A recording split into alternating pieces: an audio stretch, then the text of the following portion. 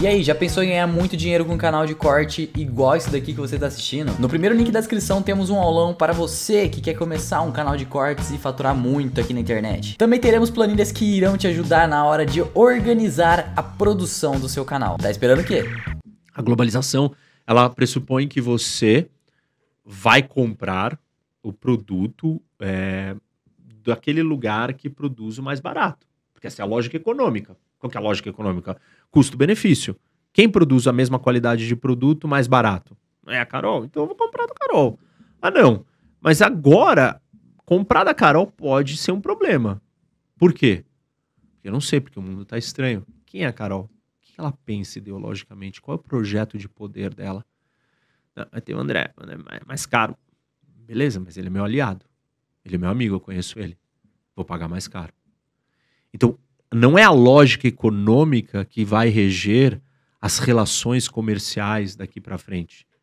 É a lógica da segurança, da geopolítica, da ordem, das cadeias de suprimento que não te causam problemas. O mundo viu que na pandemia a gente dependia demais da China. Dependia demais de máscara. E você precisava de máscara para sobreviver, para manter sua população viva.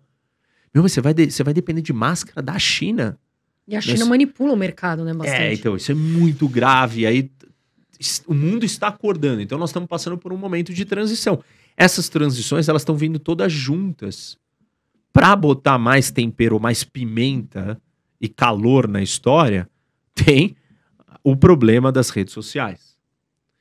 Que estão destruindo, desestabilizando a conversa democrática. As democracias. As democracias estão em crise, em parte, sim, por causa do ambiente digital problemático, agressivo, insano, não tolerante, que impede que você consiga exercer os princípios da democracia. Censura, né? Muita censura. Também. E aí, com isso, você vai destruir as bases do projeto, sei lá, que está dando mais certo. E aí o outro projeto autoritário, ele vai se sentir mais seguro, mais confiante. Então tem um monte de coisa acontecendo que nós estamos num momento de transição, de mudança do mundo completamente diferente de tudo que a maioria das pessoas que estão vivas aí viram.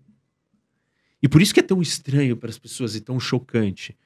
E por momentos elas desacreditam que isso possa acontecer, ou que isso seja real, ou por outros elas entram em pânico e tudo é Terceira Guerra Mundial, tudo é o fim do mundo. Todos os países vão virar Venezuela, esse tipo de coisa. O Brasil, por exemplo, não vai virar Venezuela, entendeu? Não tem como isso acontecer, nós somos um país gigantesco, com milhões de interesses, com grupos diversos, não é a mesma coisa. A Venezuela é um ovo, que depende de um único recurso natural.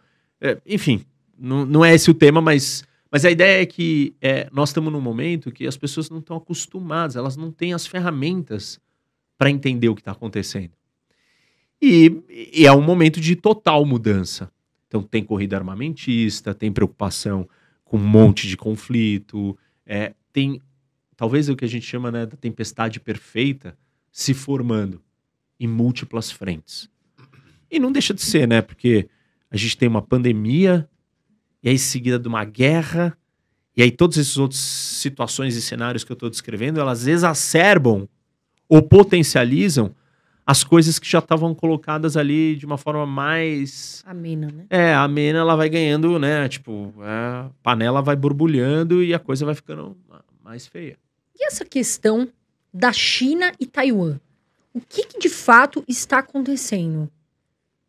Bom, se a China é o país que quer assumir a posição de potência do mundo, o que a China quer fazer, né? Se você é o mais poderoso do mundo, o que você quer fazer?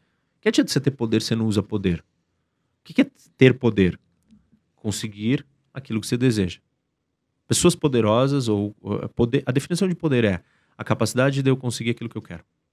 Ponto. Você quer exterminar pessoas, terrível para o mundo. Se você quer acabar com a pobreza do mundo, você é muito poderoso, lindo, maravilhoso. Então, quando você tem poder, você quer fazer as coisas do seu jeito. E você testa isso. Então, ao longo do tempo, você sempre quis alguma coisa. Uma das coisas que a China quis é reunificar Taiwan. Porque na sua guerra civil, o movimento nacionalista do Chiang Kai-shek fugiu e criou um governo chinês paralelo em Taiwan. E o Mao Tse-tung, né, que liderava os comunistas, que ganhou a guerra civil e ocupou a área continental da China, não aceitou que um pedaço de chineses e um pedaço de um território que era da China ficasse sob o comando de uma outra China. Só que o país não tinha poder, não tinha capacidade de retomar aquele território e se impor. E o mundo não ia deixar aquilo acontecer.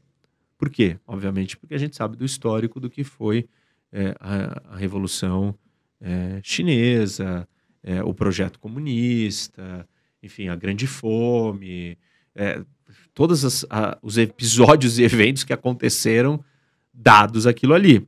Então a China, hoje, se sentindo mais forte, ela fala assim, bom, chegou a hora então de eu fazer as coisas do meu jeito.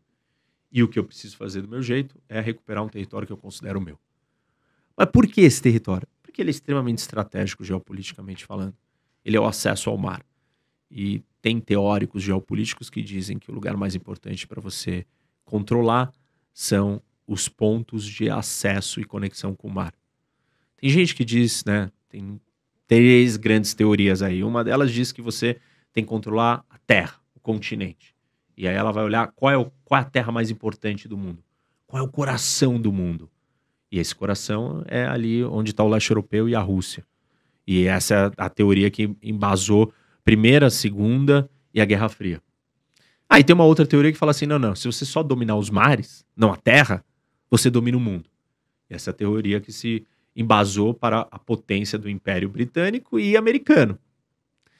E aí tem uma outra teoria, que surgiu um pouco depois do final da Segunda Guerra Mundial, que diz assim, não é a terra e não é o mar.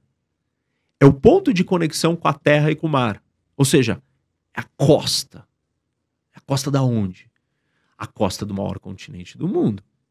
E esse maior continente do mundo é a Eurásia, que é onde está a Ásia, a Europa, o Oriente Médio, quase tudo ali. A África está separada, tem um grande deserto e depois tem uma grande floresta.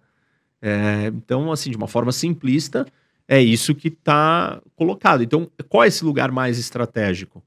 O que a gente chama de Ringland, que é essa costa, essa faixa marginal de território que conecta com o mar.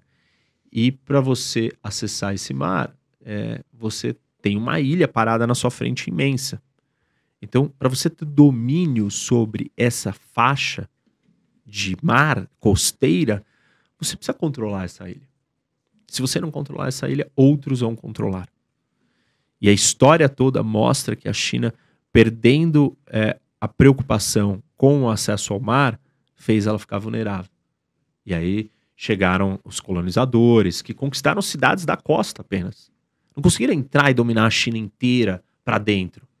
Mas tiveram presentes ali em Shanghai, Hong Kong, Macau, todos ali na costa.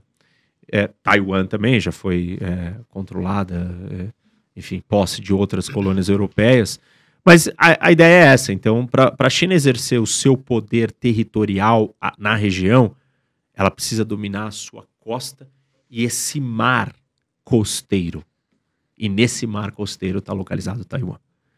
E a economia chinesa depende da conexão com o mundo para fora. Antes dependia muito mais do ponto de vista das exportações. Hoje depende talvez muito mais do ponto de vista do fornecimento das importações de energia, alimento e outras coisas, outros recursos naturais básicos para, por exemplo, ela manter viva o seu mercado imobiliário de construção, que é o minério de ferro. E isso chega por onde? Isso chega pela costa, pelo mar. Então ali está colocado no nosso tabuleiro do mundo um dos lugares mais estratégicos. Por quê? Porque é a costa da China e do Japão e da Coreia, que não são quaisquer países, são países importantes economicamente, um outro gigantesco de população e uma potência em ascensão militar que quer desafiar aquele que está sentado ali no local de mais destaque.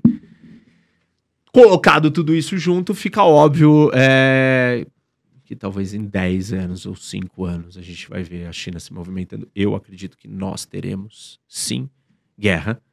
E aí a grande pergunta é, qual é a resposta dos Estados Unidos, do Ocidente, do Japão, dos países vizinhos para uma ofensiva de tomada de Taiwan à força? Se a China decidir fazer isso. Eu acho que vai fazer.